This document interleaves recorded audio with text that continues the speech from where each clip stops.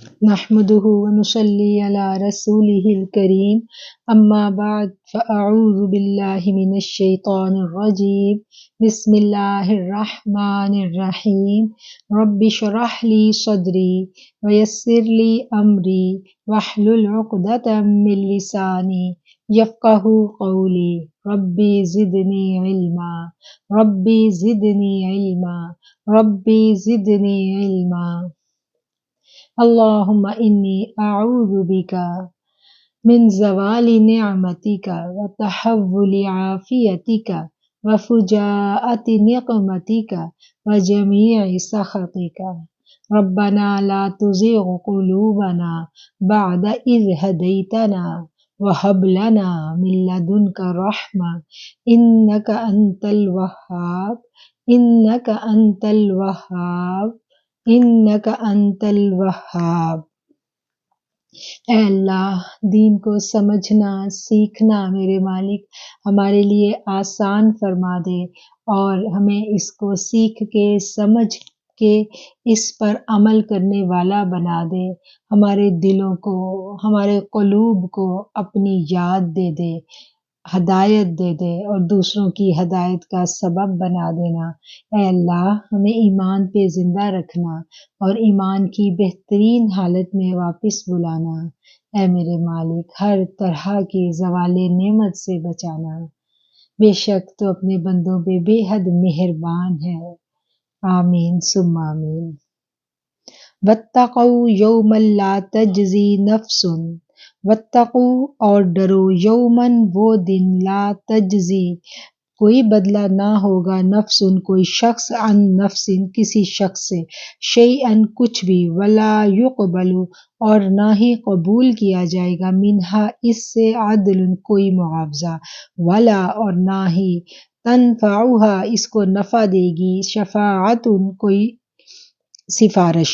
ولا ہم ینصرون اور نہ ہی وہ مدد کیے جائیں گے۔ اس دن سے ڈرو جس دن کوئی شخص کسی کا کوئی بدلہ نہ چکا سکے گا، اور کسی سے کوئی معاوضہ قبول نہیں کیا جائے گا، نہ ہی کسی کی کوئی سفارش کام آئے گی اور نہ ہی ان کی مدد کی جائے گی۔ یہ ہے 122 نمبر آیت۔ اب ہم 123 نمبر آیت جو ہے اس سے شروع کریں گے۔ آج کا ہمارا سبق 123 نمبر آیت سے شروع ہوگا۔ اس آیت کو ہم نے پچھلی دفعہ بہت ڈیٹیل کے ساتھ سمجھ لیا تھا، ڈسکس کر لیا تھا۔ شفاعت کا جو اسلامی کانسیپٹ ہے ہم نے اس کو بھی سمجھ لیا تھا۔ آج ہم اس سے نیکسٹ آیت کو دیکھیں گے۔ وَإِذِ ابْتَلَىٰ إِبْرَاهِيمَ وَإِذِ ابْتَلَىٰ اور جب آزمایا ابراہیم علیہ السلام ان ربہ ان کے رب نے ان کو بکلمات چند باتوں سے فَأَتَمَّهُنَّ تو وہ پوری کر دی۔ قَالَ اس نے فرمایا انی بے شک میں جاعلُکَ تمہیں بنانے والا ہوں للناس لوگوں کے لیے اماماً امام۔ قَالَ اس نے کہا وَمِن سے ذُرِّيَّتِي میری اولاد میں سے۔ قَالَ اس نے فرمایا لا ینالُ نہیں پہنچتا عہدی میرا عہد میرا وعدہ ظالمین ظالم لوگوں کو، یعنی اللہ تعالیٰ کہہ رہے ہیں کہ میرا وعدہ جو ہے یہ ظالموں کے لیے نہیں ہے۔ اب ہم اس آیت کا بامحاورہ ترجمہ دیکھ لیتے ہیں اور یاد کرو جب ابراہیم علیہ السلام کو اس کے رب نے چند باتوں میں آزمایا اور وہ ان سب میں پورا اتر گیا تو اس نے کہا، یعنی اللہ تعالیٰ نے کہا کہ میں تجھے سب لوگوں کا پیشوا بنانے والا ہوں۔ ابراہیم علیہ السلام نے عرض کیا اور کیا میری اولاد کے ساتھ بھی یہی وعدہ ہے؟ اللہ نے جواب دیا میرا وعدہ ظالموں سے نہیں ہے۔ یہ اس وقت کی بات ہے جب اللہ تعالیٰ نے حضرت ابراہیم علیہ السلام کو چن لیا تھا، یعنی اللہ تعالیٰ نے پہلے ان کے اوپر کچھ آزمائشیں جو تھیں کچھ باتوں میں ان کو آزمایا، کچھ آزمائشوں میں ان کو مبتلا کیا۔ جب وہ ان میں پورے اترے تو پھر اللہ تعالیٰ نے ان کو اپنا پیغمبر جو ہے وہ چن لیا اپنا، اور اللہ تعالیٰ ان کو یہ وعید دے رہے ہیں، اور جو وعید دی اس وقت اللہ تعالیٰ نے ان کو دی اس کو یہاں قرآن میں ہمیں بتایا جا رہا ہے کہ اللہ تعالیٰ نے جب ان کو چن لیا تھا تو پھر اللہ تعالیٰ نے ان سے کیا کہا تھا کہ میں تمہیں لوگوں کے لیے پیشوا بنانے والا ہوں۔ اور ابراہیم نے فوراً کہا، ابراہیم علیہ السلام نے کہ کیا میری اولاد بھی ان کے لیے بھی یہی خوشخبری ہے، تو اللہ نے کہا کہ میرا وعدہ جو ہے وہ ظالموں کے لیے نہیں ہے، یعنی حضرت ابراہیم کی اولاد میں سے جو لوگ اطاعت اور فرما برداری کریں گے ان کے لیے اللہ کا وعدہ ہے، لیکن جو نہیں کریں گے، جو نافرمانی کریں گے، تو اللہ فرما رہا ہے کہ ان لوگوں کے لیے میرا یہ وعدہ نہیں ہے۔ وَإِذْ اور جب جعلنا البیت بنایا ہم نے، بیتا یعنی خانہ کعبہ، مثابتاً اجتماع کی جگہ، للناسی لوگوں کے لیے، و امنا اور امن کی جگہ، واتخذوا اور تم بناؤ پکڑ لو من مقام ابراہیم مصلی، مقام ابراہیم کو نماز کی جگہ، وعہدنا اور ہم نے حکم دیا الی ابراہیم ابراہیم کو، و اسماعیل اور اسماعیل کو، ان طہر بیتیا ان یہ کہ طہرا وہ پاک رکھیں بیتیا میرا گھر، للطائفین طواف کرنے والوں کے لیے، والعاکفین اور معتکف ہونے والوں کے لیے، والرکع السجود اور رکوع کرنے والوں کے لیے اور سجدہ کرنے والوں کے لیے۔ اب ہم اس کا بامرا ترجمہ دیکھ لیتے ہیں، اور یہ کہ ہم نے اس گھر یعنی بیت اللہ کعبہ شریف کو لوگوں کے لیے مرکز اور امن کی جگہ قرار دیا، اور لوگوں کو یہ حکم دیا تھا کہ ابراہیم کی جگہ کو مصلی پکڑ لیں، یعنی نماز کی جگہ بنا لیں، وعہدنا ابراہیم جہاں عبادت کے لیے کھڑے ہوتے تھے اس مقام کو مستقل طور پر جائے نماز بنا لو، اور ابراہیم اور اسماعیل علیہ السلام دونوں کو تاکید کی تھی کہ میرے اس گھر کو طواف، اعتکاف، رکوع اور سجدہ کرنے والوں کے لیے پاک رکھو، مطلب ہر طرح کے کوڑے کرکٹ سے اور ہر طرح کی یعنی جہاں پر کوئی بھی غلط قسم کے کام نہ ہو، ظاہری صفائی ستھرائی بھی، اور جو دوسری غلاظ ہیں ان سب سے اس کی پاکیزگی کا، اس کی صفائی ستھرائی کا خیال رکھو، کن کے لیے؟ تاکہ اس لیے لوگ یہاں پر آ کر یکسوئی سے میری عبادت کر سکیں، جو آ کے میری عبادت کریں، اس کا طواف کریں اور ادھر معتکف ہوں، ان کے لیے اللہ نے فرمایا کہ تم لوگ میرے گھر کی پاکیزگی کا اور صفائی کا خیال رکھو، یعنی ان کو خانہ کعبہ کا متولی بنا دیا۔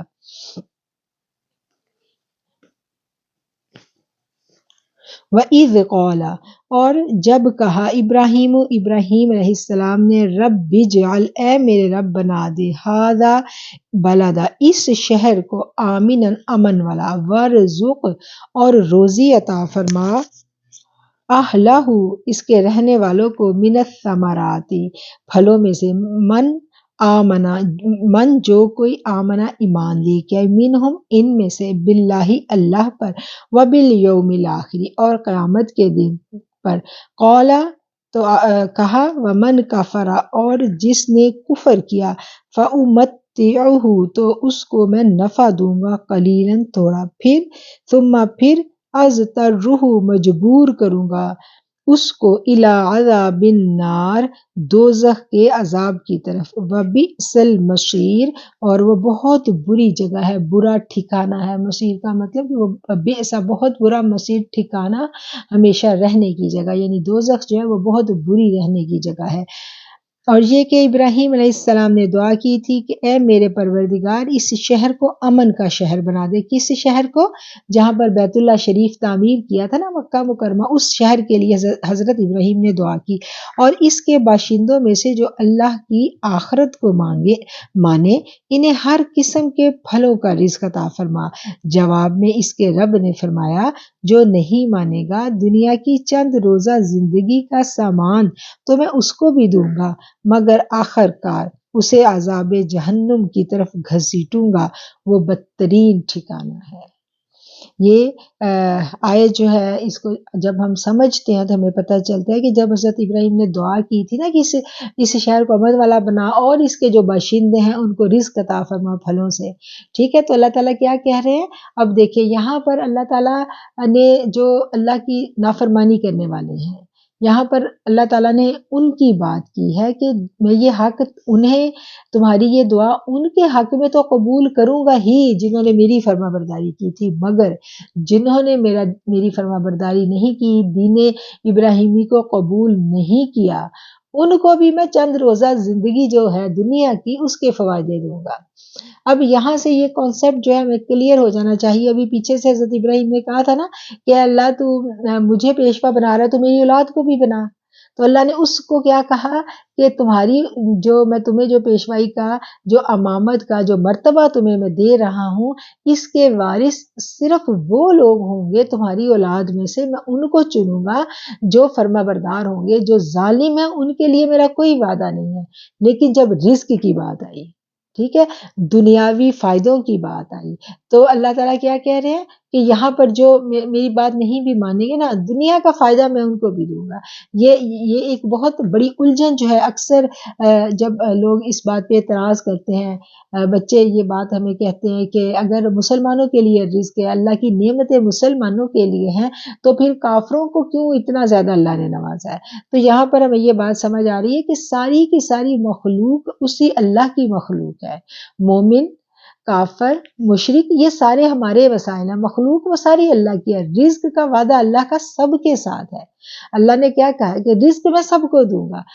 جب ادھر امامت کی بات آئی تھی تو اللہ نے صاف کہہ دیا تھا کہ امامت کس کے لیے ہے؟ جو ظلم کرنے والے نہیں ہیں، جو فرما بردار ہیں، امامت ان کو ملے گی۔ لیکن دنیاوی زندگی کے جو فوائد ہیں وہ سب کو ملیں گے، وہ جو بھی میری مخلوق ہے یہاں پر ان سب کو ملیں گے۔ اور جو رزق ہے وہ پوری مخلوق کے لیے ہے، اس کے لیے مسلمان ہونا یا غیر مسلم ہونا اس کی کوئی قید نہیں ہے۔ دنیا کی جو چند روزہ زندگی ہے اس کے فائدے سب کے لیے ہیں، اور لیکن جو ہمیشہ کی زندگی ہے اس میں کافروں کا کوئی حصہ نہیں ہے۔ اور وہ اللہ کیا کہہ رہے ہیں کہ وہ بہت برا ٹھکانہ ہے رہنے کا، ادھر ان کا کوئی حصہ نہیں ہے، دنیا میں ان کو سب کچھ دیا جائے گا۔ وَإِذْ يَرْفَعُ إِبْرَاهِيمُ، اور جب تھے یرفعُ بلند کر رہے ابراہیم علیہ السلام قواعدہ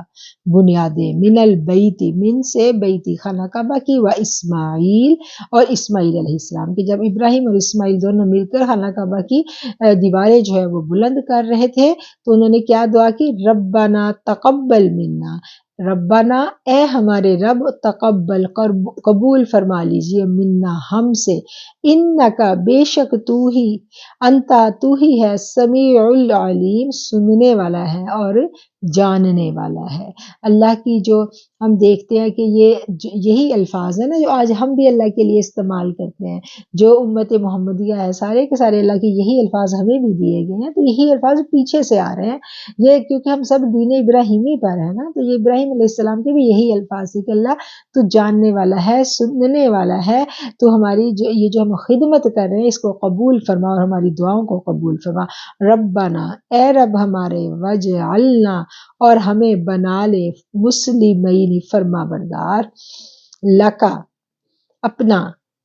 ومن ذریتنا اور ہماری اولادوں کو بھی، امتن امت بنا، جماعت بنا، مسلمتن فرما بردار، لکا اپنی، وَأَرِنَا اور ہمیں دکھا دے، مناسکنا، مناسک کیا ہے؟ حج کے طریقے، وَتُبْ عَلَيْنَا اور ہماری توبہ کو قبول فرما، اِنَّکَ بے شک تو ہی ہے، انتا تو ہی، تواب الرحیم توبہ کو قبول کرنے والا اور رحم کرنے والا۔ اور اب یہاں بھی ہمیں یہ بات واضح ہو رہی ہے کہ اللہ تعالیٰ جو ہیں وہ کیا کہہ رہے ہیں، حضرت ابراہیم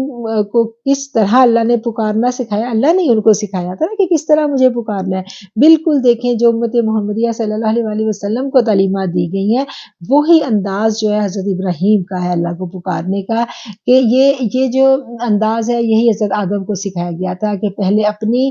گناہوں، اپنی لغزشوں پر اللہ سے توبہ مانگنی، پہلے اپنی گناہوں پر، لغزشوں پر توبہ مانگنی، توبہ مانگ کر پھر دعا کرنی، اور پھر کہنا کہ اللہ کی کبریائی اور بڑائی بیان کرنی کہ اللہ تو توبہ کو قبول کرنے والا ہے، رحم کرنے والا ہے، ہماری دعاؤں کو قبول فرما، اور کیا ہے کہ ہمیں اپنی عبادت کے، حج کرنے کے مناسک جو ہے، طریقے جو ہے وہ سکھا۔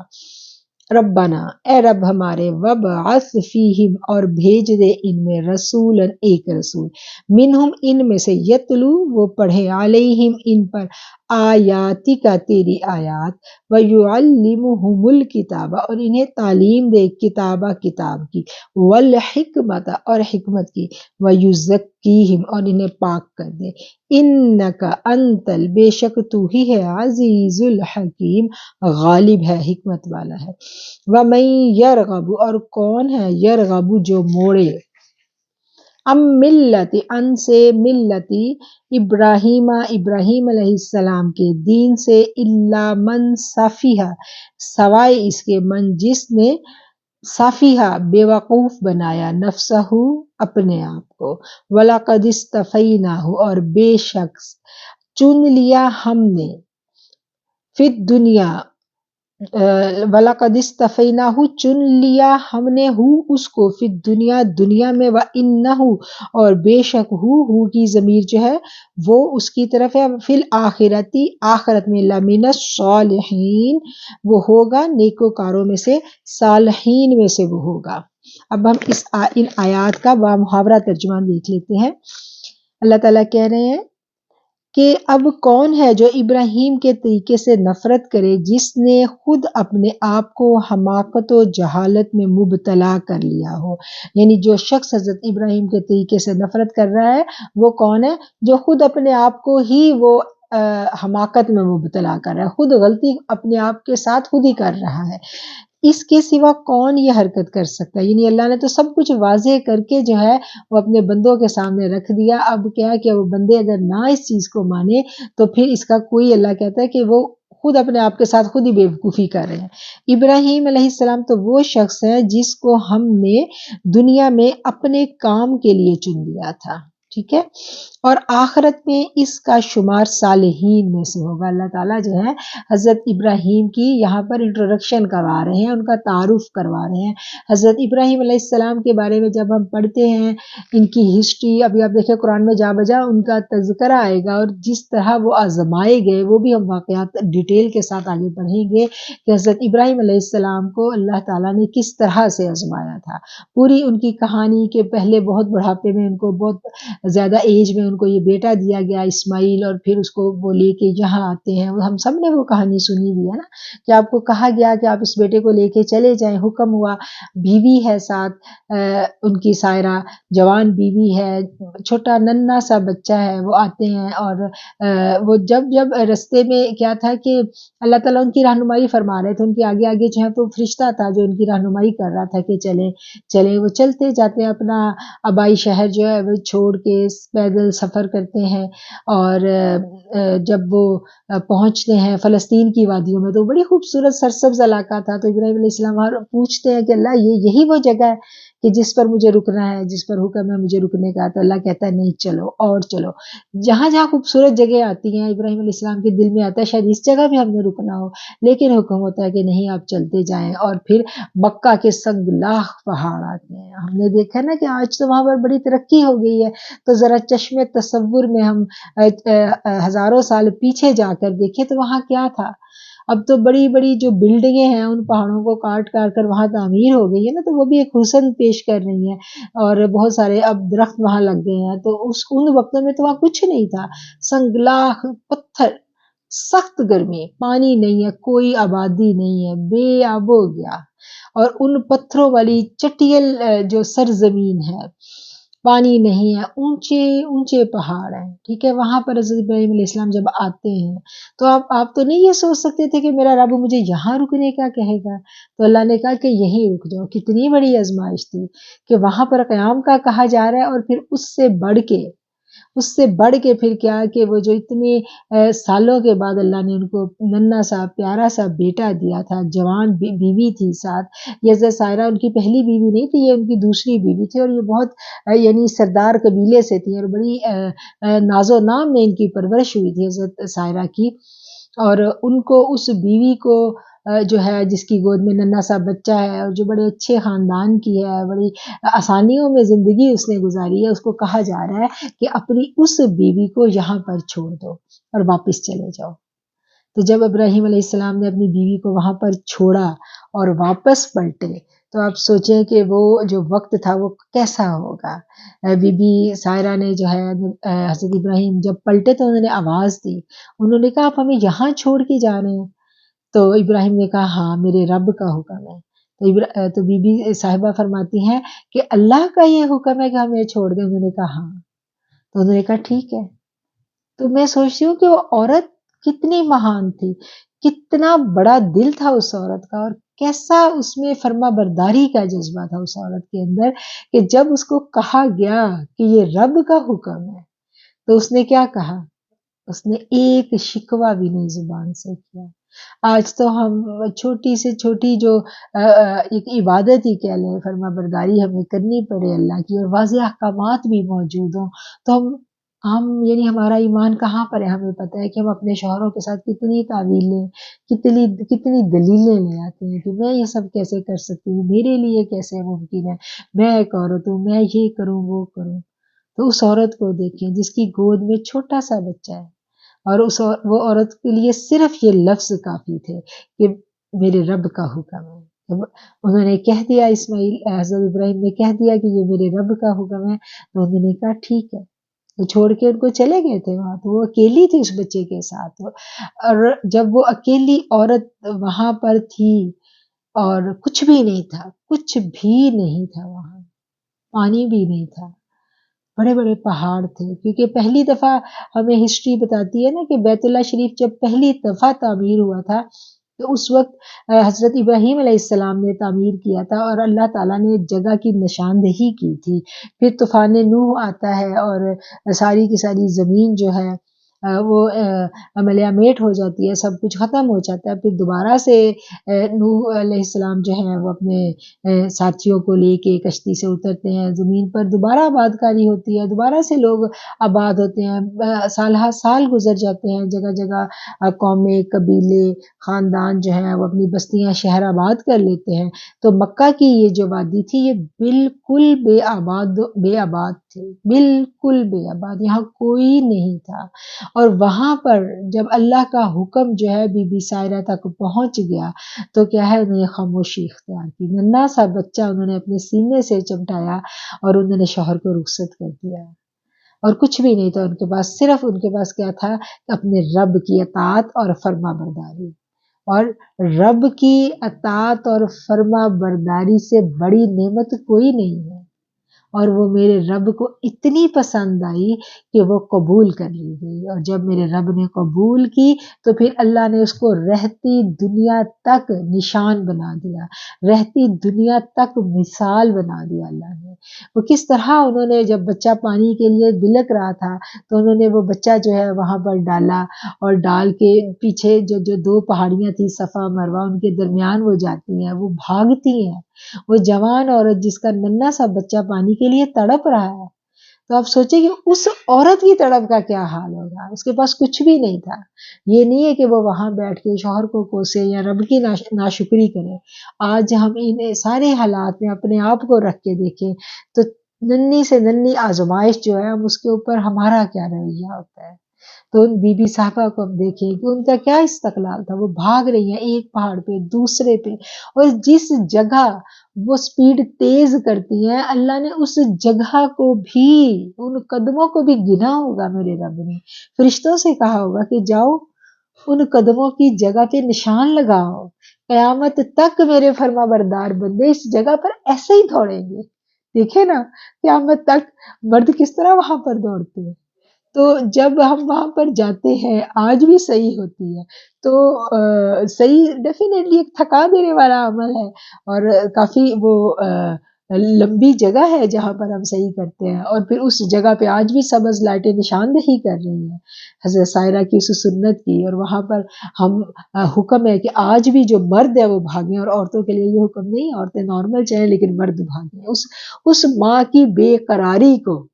یاد رکھا گیا اور ہمیں یاد رکھوایا گیا، اور جب ہم وہاں پر عمرہ کرتے ہیں تو آپ سوچیں کہ میرا بیٹا تھا، اس نے کہا، سوال کیا مجھ سے کہ میں نے اس کو بتائی تھی یہ کہانی، تو وہ مجھے کہنے لگا کہ وہ تو خاتون یہاں پر بھاگی تھی نا، کیونکہ وہ چھوٹا تھا، چھوٹی عمر تھی اس کی، اور جب ہم پورے کا پورا یہ طواف کرنے کے بعد رش میں طواف کریں اور اس کے بعد صحیح کریں تو بچے تھک جاتے ہیں اس جگہ پہ، تو کہتا ماما وہ تو خاتون بھاگی تھی نا، وہ تو عورت بھاگی تھی، تو اللہ تعالیٰ ہمیں کیوں بھگا رہا ہے، لڑکوں کو تو نہیں بھاگنا چاہیے نا یہاں۔ تو لیکن یہ تھا کہ بچے پھر بھی شوق سے بھاگتے ہیں، تو میں نے اس کو سمجھایا کہ دیکھیں اللہ، وہ عورت بھاگی تھی نا تو وہ بیٹے کے لیے بھاگی تھی، اس لیے امت کے سارے بیٹوں نے یاد رکھنا ہے ماں کی اس تڑپ کو،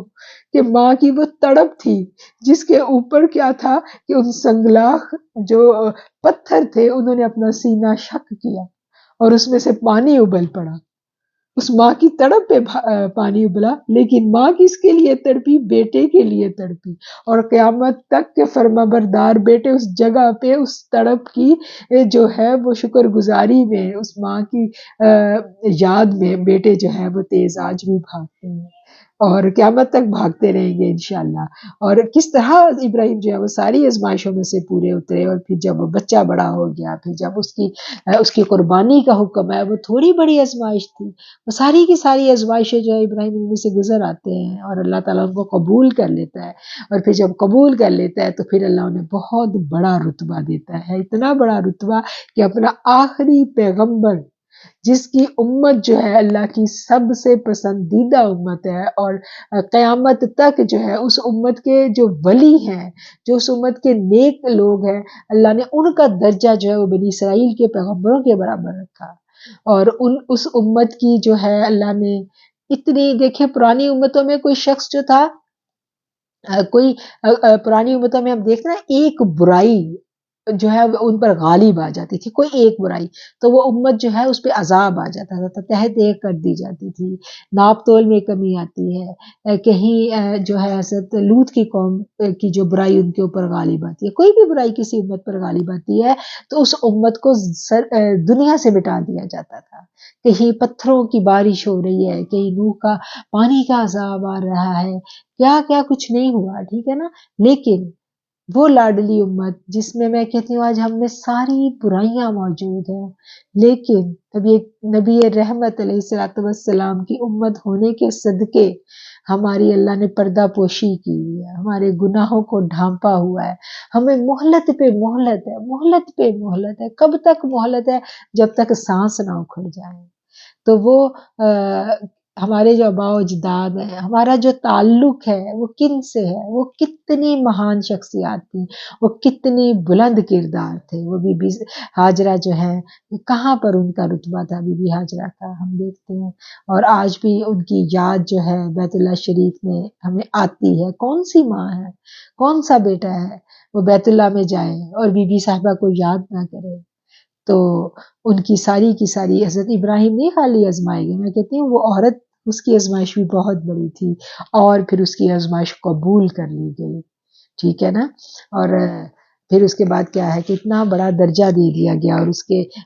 بیٹے جو ہیں حضرت اسماعیل کے جو اولاد ہیں ان میں سے اللہ نے سب سے بڑا انعام تو یہ کیا نا کہ ان کے بیٹے، ان کی اولاد میں سے سب سے جو بہترین امت ہے، اللہ کی پسندیدہ امت ہے جس میں نبی کریم صلی اللہ علیہ وسلم کے پیروکار ہم لوگ ہیں، اس امت کو جو ہے وہ ان کے فالوورز میں سے جو ہے اللہ کریم نے اٹھایا۔ تو ان آیت کو ہم دیکھ رہے تھے تو بات جو ہے حضرت ابراہیم تک پہنچی، اور پوری کی پوری ہسٹری جو ہے اس کی ہماری آنکھوں کے آگے پوری فلم چل پڑی، ٹھیک ہے۔ ابراہیم تو وہ شخص تھا جس کو ہم نے دنیا میں اپنے کام کے لیے چن لیا تھا، اور آخرت میں اس کا شمار صالحین میں سے ہوگا۔ اس کا یہ حال تھا کہ جب اس کے رب نے اس سے کہا کہ تم فرما بردار ہو جاؤ تو اس نے فوراً کہا میں مالک کائنات کا فرما بردار ہو گیا۔ اسی طریقے پر چلنے کی ہدایت اس نے اپنی اولاد کو کی تھی، اور اس کی وصیت یعقوب اپنی اولاد کو کر کے گئے۔ اس نے کہا میرے بچوں، اللہ نے تمہارے لیے یہی دین پسند فرمایا ہے، لہٰذا مرتے دم تک مسلمان رہنا۔ پھر کیا تم اس وقت موجود تھے جب یعقوب علیہ السلام اس دنیا سے رخصت ہو رہے تھے؟ اس نے مرتے وقت اپنے بیٹوں سے پوچھا بچوں میرے بعد تم کس کی بندگی کرو گے؟ ان سب نے جواب دیا ہم اسی خدا کی بندگی کریں گے جسے آپ نے آپ کے بزرگوں ابراہیم اسماعیل اور اسحاق نے خدا مانا اور ہم سب اسی کے فرما بردار ہیں۔ یہ آیت 33 تک ہم نے پڑھا۔ اب ہم اس آیت 30 سے لے کے 33 تک جو ہے اب ہم لفظی ترجمہ بھی کر لیتے ہیں۔ وَإِذْ قَالَ اور جب کہا ان کو ربہ ان کے رب نے اسلم تو انہوں نے سر جھکا لیا، فرما برداری اختیار کی۔ قَالَ کہا اسلمت میں نے سر جھکایا لرب العالمین تمام جہانوں کے رب کے لیے۔ یہ 131 آیت ہے، جو لوگ قرآن پاک کھول کے پڑھ رہے ہیں وہ لوگ غور کریں۔ 131 آیت ووصّا 132 شروع ہوگی ووصّا اور وصیت کی بیہا اس کی ابراہیم بنی ہی اپنے بیٹے کو، ویعقوب اور یعقوب کی، یا بنیہ اے میرے بیٹو ان اللہ اصطفیٰ بے شک اللہ کریم نے چن لیا ہے لکم تمہارے لیے دین کو، فلا تموتن پس تم ہرگز مت مرنا، الا سوائے اس کے وانتم مسلمون یہ کہ تم مسلمان ہو۔ آیت 32 جو ہے یہ کمپلیٹ ہوئی۔ اب ہم آیت 33 کریں گے۔ کنتم کیا تم تھے شہداء موجود اذ جب حضر آئی یعقوب علیہ السلام کو موت اذ قال لبنیہ جب اس نے کہا اپنے بیٹوں کو ما تعبدون کس کی تم عبادت کرو گے من بعد میرے بعد، قالوا انہوں نے کہا نعبد ہم عبادت کریں گے الہک تیرے ہی معبود کی، و الہ اور اسی معبود کی، آبائک جو آپ کے باپ دادا کے ہیں یعنی آپ کے آباء و اجداد کے ہیں، ابراہیم علیہ السلام و اسماعیل اور اسماعیل علیہ السلام و اسحاق اور اسحاق علیہ السلام، الہ معبود واحد و نحن لہو اور ہم ہی ہیں لہو اس کے لیے مسلمون فرما بردار، یعنی ہم اس دین کے لیے فرما بردار رہیں گے۔ تلکا امتن تلکا یہ امتن ایک امت تھی قد خلت جو گزر گئی، لہا اس کے لیے ما کسبت جو اس نے کما لیا، ولکم اور تمہارے لیے ما کسبتم جو تم نے کمایا، ولا تسألون اور تم سے نہیں پوچھا جائے گا اما اس کے بارے میں کانو یعملون جو وہ کرتے تھے، وقالو اور کہا انہوں نے کونو ہو جاؤ ہودن یہودی او نصارا یا نصرانی تہتدو تم ہدایت پاؤ گے، قل کہہ دیجئے بل ملتا بلکہ دین ابراہیم علیہ السلام کا حنیفہ ایک اللہ کے لیے فرما بردار ہو جانے والا ہے، ومن المشرک وما کانا اور نہ تھے من المشرکین وہ مشرکوں میں سے، وہ شرک کرنے والوں میں سے نہیں تھے۔ کون نہیں تھے؟ ابراہیم علیہ السلام مشرکین میں سے نہیں تھے۔ اب ہم آیت جو ہے 134 اس کا بام حفرہ ترجمہ دیکھیں گے، اور کچھ لوگ تھے جو گزر گئے جو کچھ انہوں نے کمایا وہ ان کے لیے ہے اور جو کچھ تم کماؤ گے وہ تمہارے لیے ہے، تم سے یہ نہیں پوچھا جائے گا کہ وہ کیا کرتے تھے۔ یہودی کہتے ہیں یہودی ہو تو راہ راست پاؤ گے، عیسائی کہتے ہیں عیسائی ہو تو ہدایت ملے گی، ان سے کہو نہیں بلکہ سب کو چھوڑ کر ابراہیم علیہ السلام کا طریقہ اپناؤ۔ ابراہیم مشرکوں میں سے نہیں تھے، یعنی ابراہیم جو ہے وہ شرک نہیں کرتے تھے۔ اس سے کیا ظاہر ہوتا ہے کہ ان لوگوں نے جو یہ باتیں کر رہے ہیں نا کہ ہمارا دین سچ ہے، وہ راہ راست سے بھٹک چکے تھے، اور اصل دین جو تھا وہ دین ابراہیمی تھا۔ ٹھیک ہے، قولو کہہ دو آمنا ہم ایمان لائے باللہ اللہ پر، وما اور جو انزل نازل کیا گیا الینا ہماری طرف، وما انزل اور جو کہ نازل کیا الی ابراہیم علیہ السلام کی طرف، و اسماعیل اور اسماعیل کی طرف، و اسحاق اور اسحاق علیہ السلام کی طرف، و یعقوب اور یعقوب علیہ السلام، والاسباط اور اولاد یعقوب، وما اوتیا اور جو دیا گیا موسیٰ علیہ السلام کو، وعیسیٰ اور عیسیٰ علیہ السلام کو، وما اوتی النبیون اور جو دیا گیا نبیوں کو، من ربہم من ربہم ان کے رب کی طرف سے، لا نفرق ہم نہیں فرق کرتے، بینا درمیان میں، احد منہم احدن کسی ایک، منہم ان میں سے، ونحن اور ہم، لہو اس کے لیے، مسلمون فرما بردار ہیں۔ فَإِنْ آمنوا پس اگر وہ ایمان لے آئیں، بمثلی جیسا کہ ما آمنتم تم ایمان لے کے آئے، بھی اس پر، فَقَدْ اهْتَدَوْا تو وہ ہدایت پا گئے، وَإِن تَوَلَّوْا اور اگر انہوں نے منہ پھیر لیا، فَإِنَّمَا تو بے شک وہی ہے، ہم فی شقاق ہم وہ فی میں شقاق ضد میں، فَسَيَكْفِيكَهُمُ اللَّهُ پس ان قریب آپ کے لیے ان کے مقابلہ میں کافی ہوگا اللہ تعالی، وَهُوَ اور وہی ہے، سمیع سننے والا، علیم جاننے والا۔ 137 تک ہم نے پڑھ لیا، اب ہم ان کا با محاورہ ترجمہ دیکھیں گے 136 سے۔ مسلمانوں قولو کہہ دو،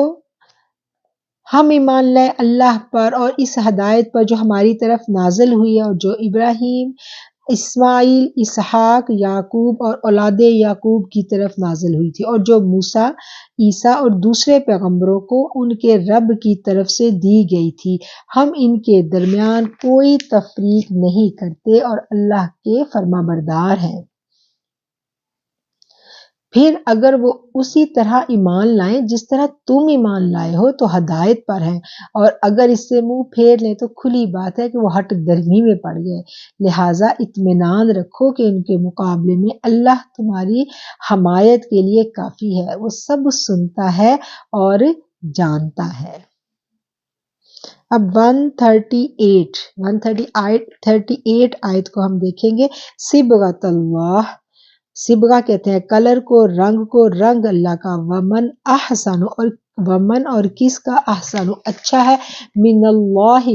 اللہ سے، صبغۃً رنگ، ونحن اور ہم، لہو اس کی، عابدون عبادت کرتے ہیں۔ قل کہہ دیجئے، اتحاجوننا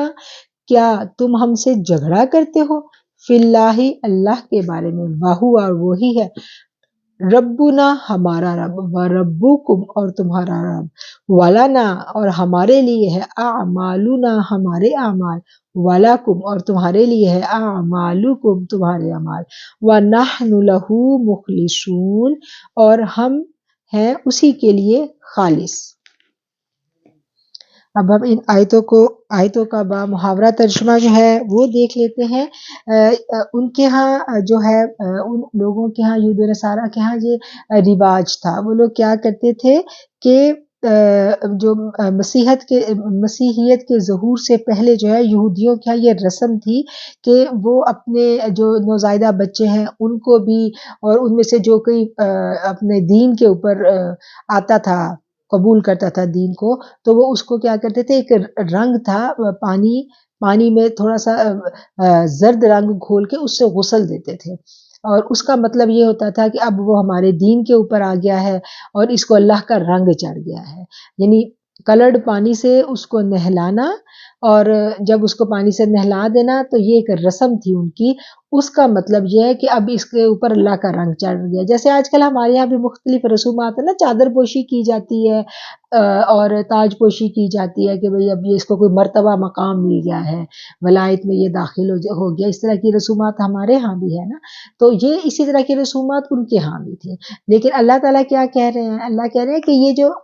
رنگ چڑھنا اور مختلف پانیوں سے غسل دینا، یہ جو رسومات ہیں، ان رسموں کے ذریعے اللہ کا رنگ نہیں چڑھتا۔ آپ کسی کو، اگر کوئی شخص جو ہے وہ تقوی کے معیار پر پورا نہیں اتر رہا تو وہ کسی بھی ولایت کے درجے کا دعوے دار ہو جائے، ٹھیک ہے نا، دعویٰ کرے لیکن اس کا عمل جو ہے وہ اس کے مطابق نہیں ہے، اور اس کے ساتھی مل کے اس کی تاج پوشی بھی کر دیں اور اس کی چادر پوشی بھی کر دیں، لیکن وہ اللہ کے اور رسول اللہ صلی اللہ علیہ وسلم کے اور قرآن کریم کے احکامات کے معیار پر پورا نہیں اترتا، تو کوئی چادر پوشی، کوئی تاج پوشی جو ہے اس کی کوئی حقیقت نہیں ہے۔ حقیقت کس کی ہے کہ اللہ کی فرما برداری کی، ٹھیک ہے، تو یہ رسومات ان کی کوئی اہمیت نہیں ہے، ٹھیک ہے، اگر کوئی واقعتاً اس معیار پہ ہے اور اس کی تاج پوشی کی جا رہی ہے تو وہ ٹھیک ہے، معیار کیا ہے؟ معیار تاج پوشی یا چادر پوشی نہیں ہے، معیار فرما برداری ہے۔ اگر وہ فرما بردار ہے تو بھلے اس کی تاج پوشی کرے، اور اس کو جو ہے پبلکلی جو ہے اس کو اگر کوئی اناؤنس کر رہا ہے، اس کا استاد اس کی تاج پوشی کرنے کے بعد اس کو خلافت عطا کی جاتی ہے، جیسا کہ صوفیہ کرام میں، اگر وہ معیار کے مطابق ہے تو وہ قابل قبول ہے، لیکن اگر معیار نہیں ہے تو نہیں قابل قبول۔ اور جو ریل صوفیہ کرام ہے، جب وہ دیکھتے ہیں کہ انہوں نے کسی کی تاج پوشی کر دی، کسی کو انہوں نے خلافت دے دی، اناؤنسمنٹ دے دی، چادر پوشی، جو بھی اپنی رسم کے مطابق انہوں نے کر دیا، ٹھیک ہے، اور جب وہ دیکھتے ہیں کہ ان کے خلفاء جو ہیں وہ اس معیار کو برقرار نہیں رکھے ہوئے، تو جو ریل صوفیہ ہے وہ اسے واپس لے لیتے ہیں، وہ اناؤنس کر دیتے ہیں کہ یہ اس کی خلافت کو جو ہے وہ واپس لے لیں گے، کہ یہ اللہ کی کھلم کھلا نافرمانی کر رہا ہے، تو اس کا کچھ ایسا نہیں ہے کہ وہ نافرمانی بھی کرے، لیکن یہ ہے کہ وہ اس کے اوپر جو ہے اناؤنسمنٹ ہوگی، ایسا کچھ نہیں ہے۔ اصل رنگ کیا ہے؟ اصل رنگ اللہ کی فرما برداری کا رنگ ہے۔ اللہ کا رنگ اختیار کرو، اس کے رنگ سے اچھا کس کا رنگ ہو سکتا ہے؟ اللہ کا رنگ جو ہے وہ کسی چیز کا محتاج نہیں ہے، وہ نظر آتا ہے اللہ کا، جب کسی کے اوپر اللہ کا رنگ چڑھ جاتا ہے نا تو اس کا چہرہ روشن ہو جاتا ہے، اس کے لیے کوئی دنیاوی رنگوں کی محتاجی نہیں رہتی، اس کا کردار، اس کی پریزنس، اس کا وجود جو ہے وہ خود گواہی دیتے ہیں، اس کا اخلاق اتنا بلند ہوتا ہے کہ وہ خود گواہی دیتا ہے، اس کی زبان میں اتنی تاثیر ہوتی ہے کہ لوگ اس کی بات سننا پسند کرتے ہیں، لوگ اس کو دعا کے لیے کہتے ہیں، ٹھیک ہے نا؟ تو مخلوق کے دلوں میں خود بخود اللہ اپنے دوستوں کی محبت جو ہے وہ ڈال دیتا ہے۔ دیکھیے جو اللہ والے ہوتے ہیں نا، ہم دیکھتے ہیں جس طرح صوفیہ کرام کے ذریعے برِ صغیر میں اسلام پھیلا تھا نا، تو جو صوفیہ کرام تھے وہ ان کی محبت جو تھی وہ آٹومیٹکلی عوام کے دلوں میں ہمیں نظر آتی ہے۔ ہزاروں سال گزر گئے انہیں گئے ہوئے دنیا سے، کئی 100 سال گزر گئے، آج بھی ان صوفیہ کرام کی جو محبت جو ہے ہم اپنے دلوں میں محسوس کرتے ہیں۔ ہم اگر کوئی عام بندہ ہے، اس نے حضرت جنید بغدادی جو ہے یا حضرت جو ہے بابا فرید، ان کی لائف کو نہیں پڑھا، یا کسی بھی حضرت داتا گنج بخش علی عثمان حجویری جو ہیں غریب نواز، خواجہ غریب نواز، ان کی لائف ہسٹری ہم نے نہیں پڑھی، لیکن ان کا جب نام آتا ہے تو دلوں میں ایک محبت کا، ایک عقیدت کا احساس جو ہے خود بخود پیدا ہوتا ہے۔ تو اللہ تعالیٰ ان کی محبت ڈال دیتا ہے لوگوں کے دلوں میں، مخلوق کے دلوں میں، تو اللہ تعالیٰ کہتے ہیں کہ اللہ کا رنگ اختیار کرو۔ اللہ کا رنگ کیا ہے؟ اللہ کی فرما برداری اختیار کرنا، اور اللہ کی فرما برداری کیا ہے؟ کہ پورے کے پورے دین میں داخل ہو جانا۔ جب پورے کا پورا کوئی شخص داخل ہو جاتا ہے تو اس کے اخلاق کے اوپر، اس کے کردار کے اوپر یہ رنگ آٹومیٹکلی چڑھ جاتا ہے۔ جب اللہ کہتا ہے اس کے رنگ سے اچھا اور کس کا رنگ ہے؟ فرما برداری کے رنگ سے اچھا کوئی رنگ نہیں ہے، اور ہم اسی کی بندگی کرنے والے ہیں۔ اے نبی، ان سے کہہ دیجئے کیا تم اللہ کے بارے میں ہم سے جھگڑتے ہو؟ حالانکہ وہی ہمارا رب ہے اور وہی تمہارا رب ہے، یعنی اللہ تو سب کا ایک ہے، یہودیوں کا بھی وہی ہے، عیسائیوں کا بھی وہی، سب کا اللہ تو ایک ہے نا، تو اس کے بارے میں جھگڑنے کی کیا بات ہے؟ ہمارے لیے ہمارے اعمال، تمہارے لیے تمہارے اعمال، جو نیک عمل کرے گا اس کا صلہ اسی کو ملنا ہے نا۔ اب میرے نیک عملوں کا صلہ کسی اور کو تو نہیں ملے گا، یا کوئی اور اگر فرما برداری پر ہے تو اس کا اجر اس کو ملے گا، مجھے تو نہیں ملے گا نا۔ تو اللہ یہاں قرآن میں واضح کر رہا ہے کہ تمہارے لیے، ہر بندے کے لیے جو اس نے ایفرٹ کیا اس کے ساتھ وہی جانی ہے، ٹھیک ہے نا۔ تو ہر بندہ اگر کوئی برے عمل کر رہا ہے تو اس کے لیے اس کا وبال ہے، جو اچھے کام کر رہا ہے اس کے لیے اس کی جو اچھے اعمالوں کا جو صلہ ہے وہ اس کو اللہ تعالیٰ اس دنیا میں بھی دیں گے اور آخرت میں بھی اس کو ملے گا، اور ہم اللہ ہی کے لیے اپنی بندگی کو خالص کر چکے ہیں۔ اب یہاں پر ایک اور بات ہمیں سمجھ میں آتی ہے کہ جو نیک اعمال کرتے ہیں اس کا صلہ ہمیں اس دنیا میں بھی ملتا ہے اور آخرت میں بھی ملتا ہے، اور اس کا صلہ ہماری اولادوں کو بھی ملتا ہے، ٹھیک ہے۔ ہم نیک والدین ہیں، رزق حلال کمانے والے ہیں، انہوں نے ہمیشہ رزق حلال سے اپنے بچوں کو پالا، اور کبھی انہوں نے اللہ کی نافرمانی نہیں کی۔ اب کیا ہے، وہ دنیا سے رخصت ہو جاتے ہیں۔ ہمیں ہسٹری میں ایسی بہت ساری مثالیں ملتی ہیں کہ نیک والدین کی اولاد تھی، جیسے وہ سورہ کہف میں واقعہ ہے نا، وہ دیوار گرا چاہتی تھی، تو حضرت جو خضر علیہ السلام نے، انہوں نے حضرت موسیٰ کو کہا تھا نا کہ یہ نیک والدین کی اولاد ہے، تو اس کے نیچے اس کا باپ نیک آدمی تھا، تو اس کے نیچے اس کا خزانہ دفن ہے، تو انہوں نے اس کو ریپیئر کیا تھا۔ تو کیا ہے کہ نیک والدین دنیا سے رخصت بھی ہو جائیں تو ان کے نیک عملوں کا صلہ جو ہے ان کی اولاد کو ایسے ملتا ہے کہ ان کی اولاد کے ساتھ اللہ کی بہت زیادہ مدد شامل حال ہوتی ہے، اور اللہ تعالیٰ ان کی اولاد کو تنہا نہیں چھوڑتا مشکلوں میں، اور ان کی اولاد کو بھی ہدایت دیتا ہے۔ اور اسی طرح اگر کوئی شخص اس نے ساری زندگی جو ہے اللہ کی نافرمانی میں گزاری، حسد، بغض اور کینہ، ٹھیک ہے نا، اس کے ذریعے اس نے اپنی ذات سے اللہ کی مخلوق کو اذیت دی، نقصان پہنچایا اور رزق کی پاکیزگی کا خیال نہیں رکھا، تو اس کی ان تمام برائیوں کا جو ہے وبال اس کو اس دنیا میں ملے گا، آخرت میں ملے گا، اور یہ وبال نسلوں تک جاتا ہے۔ حرام کی جو کمائی ہوئی دولت جو ہے بچوں کے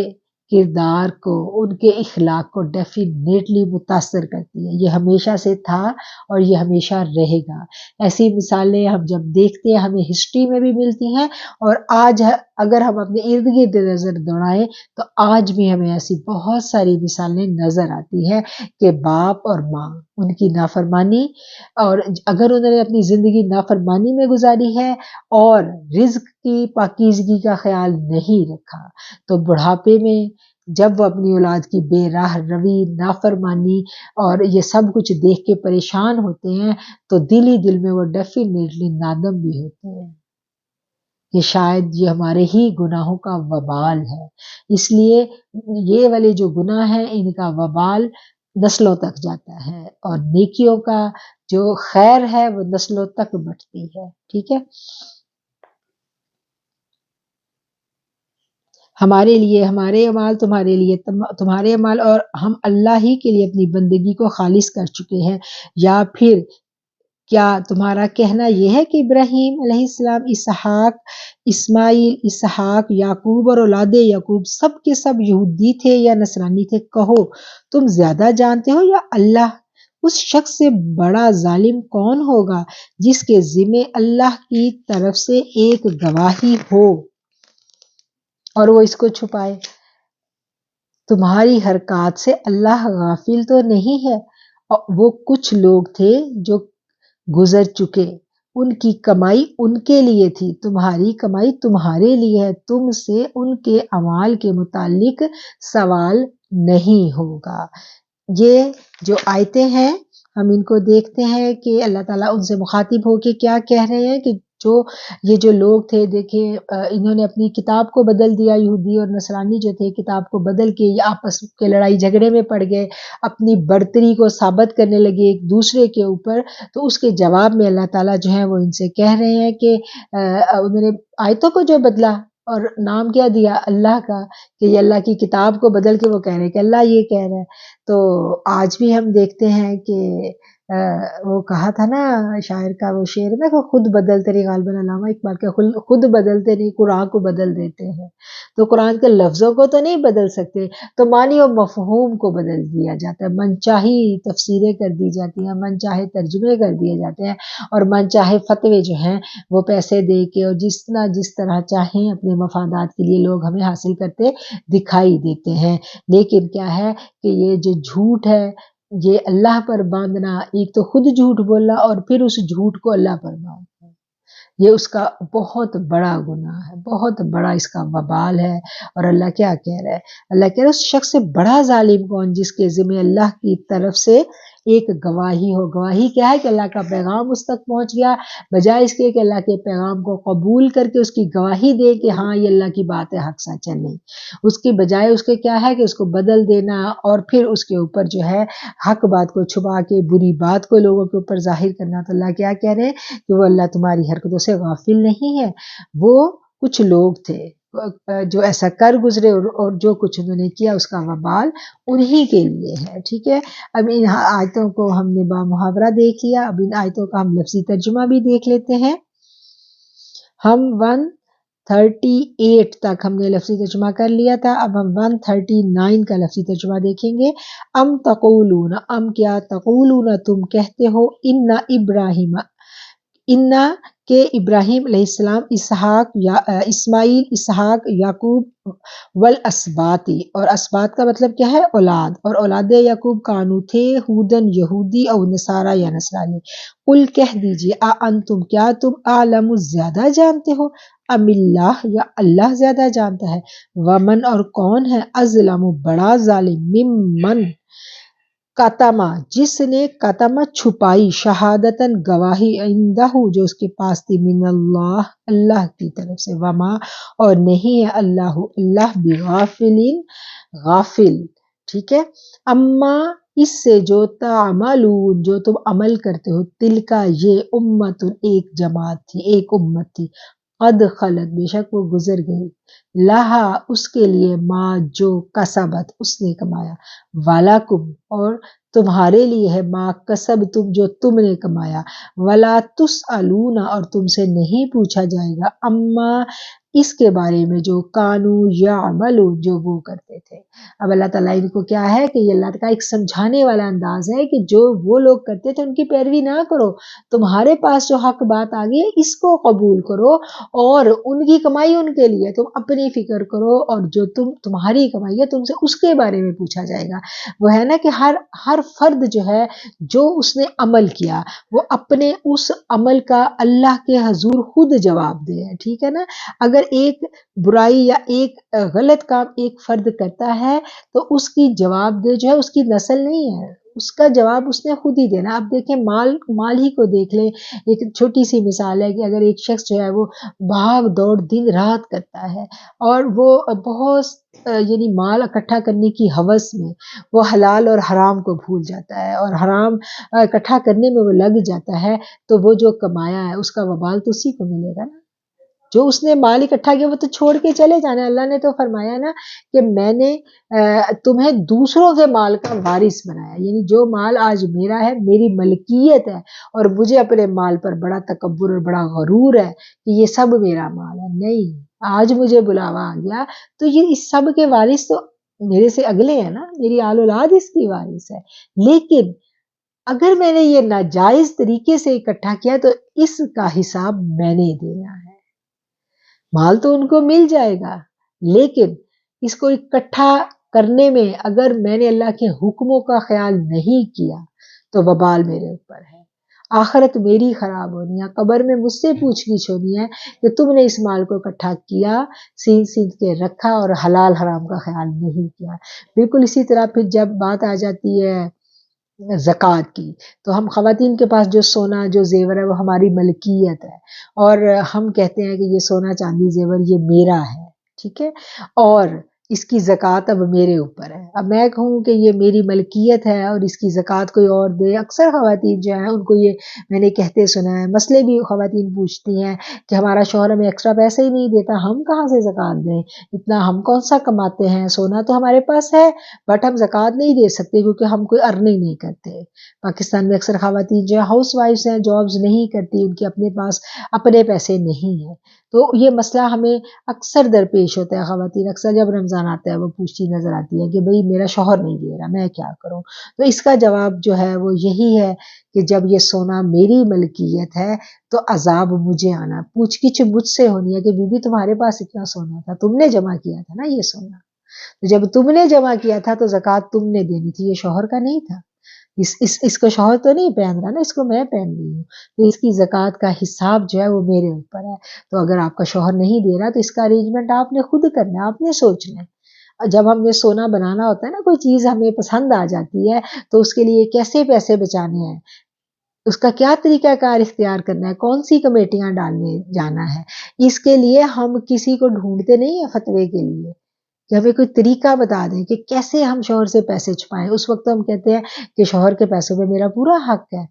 تو کسی نہ کسی طریقے سے ہم وہ ڈنڈی مار کے بچا لیتے ہیں، اس وقت ہم کسی سے مسئلہ پوچھنے نہیں جاتے، لیکن جب زکوٰۃ کی باری آتی ہے تو ہم مسائل پوچھنے چل پڑتے ہیں، ٹھیک ہے نا۔ تو میرا جو سونا ہے اس کا جواب میں نے دینا ہے، اس کے لیے زکوٰۃ کے پیسوں کا ارینج میں نے کرنا ہے۔ اگر میں ہر مہینے بچت کروں، کمیٹیاں ڈالوں، کسی نہ کسی طریقے سے میں پیسے اکٹھے کر کے سال کے بعد حساب لگا کے زکوٰۃ دے رہی ہوں تو گڈ،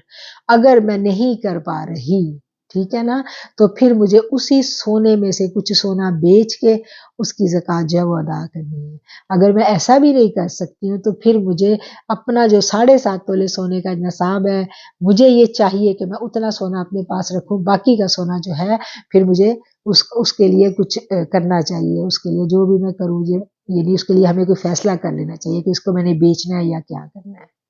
ٹھیک ہے نا، تو یہ بہت سینسٹیو معاملے ہیں۔ ہر بندے کی جو کمائی ہے، جو اس کے عمل ہیں، ٹھیک ہے نا، اس کو اس نے خود بھگتنا ہے۔ قبر میں کوئی اللہ کے حکموں کے آگے